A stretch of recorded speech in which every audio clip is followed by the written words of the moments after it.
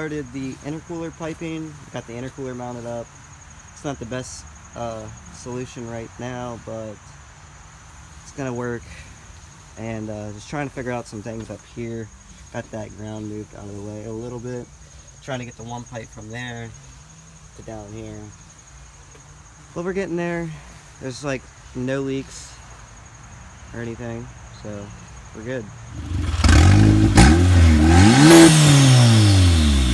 So I've got most of the intercooler piping on. Had to make some modifications down here to get it to all fit. Kind of looks crappy, but that's what you get for the home job, and we're on a budget, so it doesn't really matter too much. We got the intercooler piping all hooked up. Until we get to here, I'm gonna have to order a small 90 elbow here, and then a 2-inch to 2-inch 90 coupler there, and then we should be all good with that.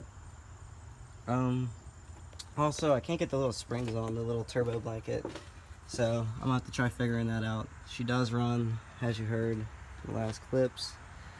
We did have to cut the AC lines when we put the turbo in. It's another downside, but I don't really use it anyways, so yeah.